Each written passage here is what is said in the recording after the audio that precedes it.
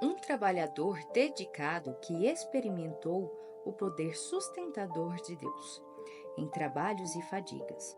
2 Coríntios capítulo 11, versículo 27, 28 de outubro. É preciso trabalhar com afinco para conseguir fazer qualquer coisa neste mundo. Se você quiser fazer algo significante, precisa fazer um trabalho significante. As pessoas que fazem o mínimo, que pensam continuamente em como contribuir o mínimo possível em qualquer situação, sempre permanecem insignificantes em seu impacto sobre o mundo ao seu redor. Se uma pessoa quiser ser bem-sucedida ou causar impacto na vida, precisa estar disposta a fazer o que for necessário para realizar a tarefa que lhe foi solicitada. Você é o tipo de trabalhador que está disposto a fazer o que for necessário para terminar um trabalho da maneira como ele deve ser feito? Você se vê como um membro essencial da equipe cuja cooperação máxima é necessária e valorizada? Ou apenas faz o mínimo necessário para receber o seu salário? Ao continuar nos contando sobre suas experiências de vida, em 2 Coríntios capítulo 11, versículo 27, Paulo nos informa que estava disposto a fazer um trabalho muito árduo.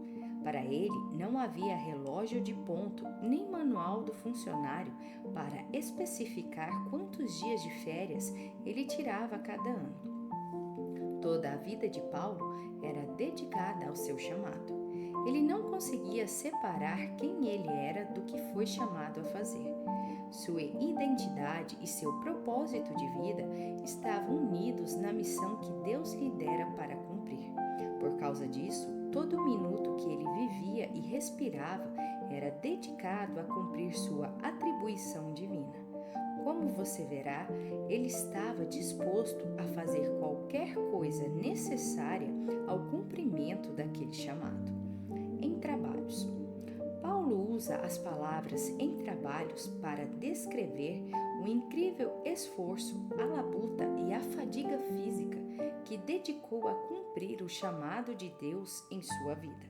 As palavras em trabalhos são tomadas da palavra grega kopos.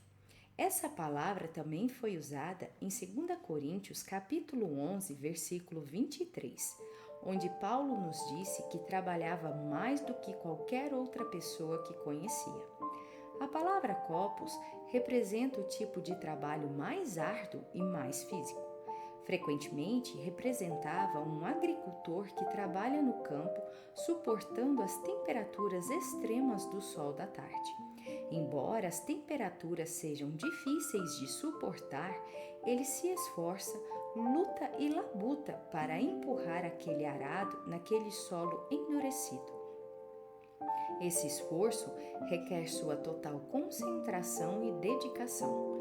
Nenhuma preguiça pode ser permitida se aquele campo tiver de ser arado.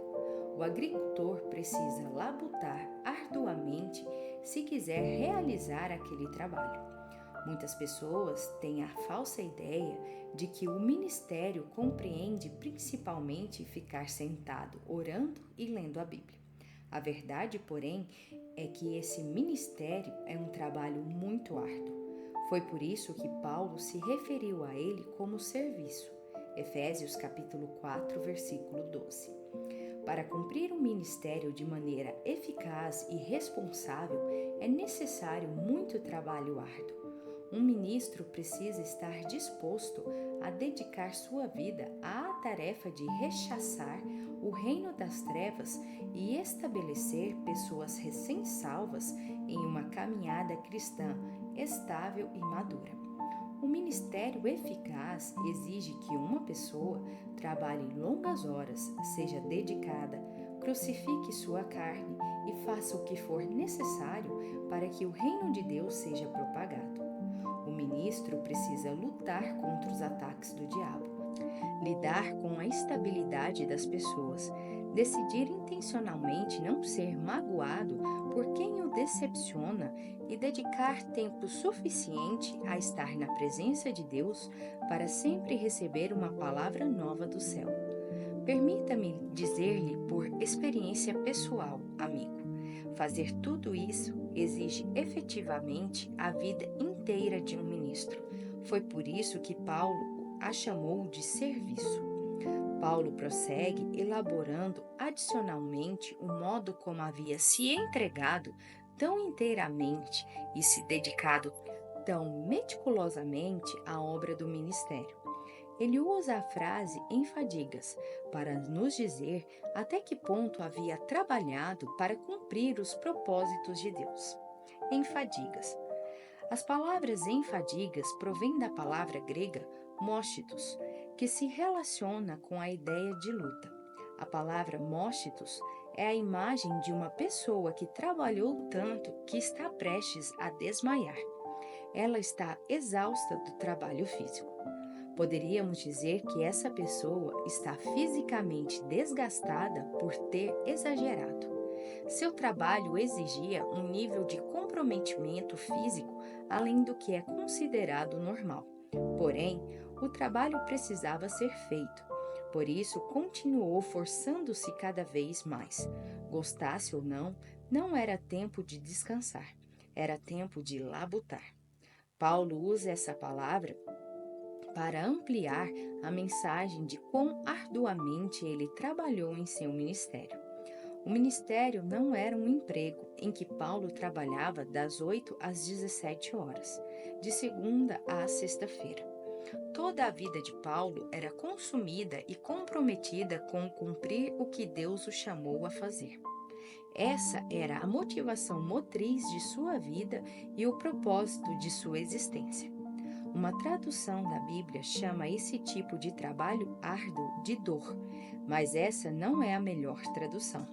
A única coisa dolorosa do esforço desgastante de Paulo para obedecer a Deus era o que esse esforço dava à carne, que sempre quer seguir um curso de ação mais fácil e preguiçoso. Uma melhor compreensão de móschitos seria exercitar-se até se sentir fisicamente esgotado. Essa é a imagem de um indivíduo terrivelmente cansado e exausto, que sente que sua força física está quase esgotada. Porém, usando essa palavra, Paulo não está reclamando. Ele está se alegrando com o fato de, em sua fraqueza, o poder de Deus lhe haver permitido ultrapassar a capacidade normal da força humana. Em função de Paulo ser inclinado a nunca falhar ou desistir, o poder de Deus veio sobre ele e o capacitou a fazer o que outros homens e mulheres eram incapazes de fazer fisicamente. Nem mesmo o cansaço físico era um impedimento suficientemente forte para deter esse homem de Deus. É simplesmente um fato que é preciso trabalho árduo para fazer qualquer coisa ser bem-sucedida. Quem tenta evitar dar o máximo de si ao fazer seu trabalho com excelência nunca atingirá o auge do sucesso. Você quer ser super bem-sucedido na vida? Então, precisa ir além do que todos os demais estão fazendo. Se você fizer continuamente apenas a quantidade mínima de trabalho e esforço necessários, nada produzirá em sua vida além do mínimo. Para realizar algo espetacular, você precisa fazer algo espetacular e único para que isso aconteça. Hoje eu o exorto a fazer uma boa análise de seus hábitos de trabalho e avaliar que tipo de trabalhador você é. Se você continuar no mesmo ritmo e nível de excelência com que está trabalhando hoje, onde estará daqui a 5 anos? Para chegar a um lugar de maior responsabilidade, autoridade e bênção, quais mudanças você precisa fazer no modo como trabalha?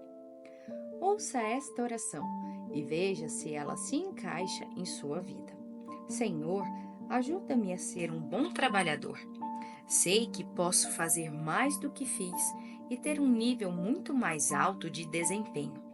E sei que, se der 100% de mim mesmo ao meu local de trabalho, poderei ajudar meu empregador a obter um lucro melhor e tornar-se mais eficiente.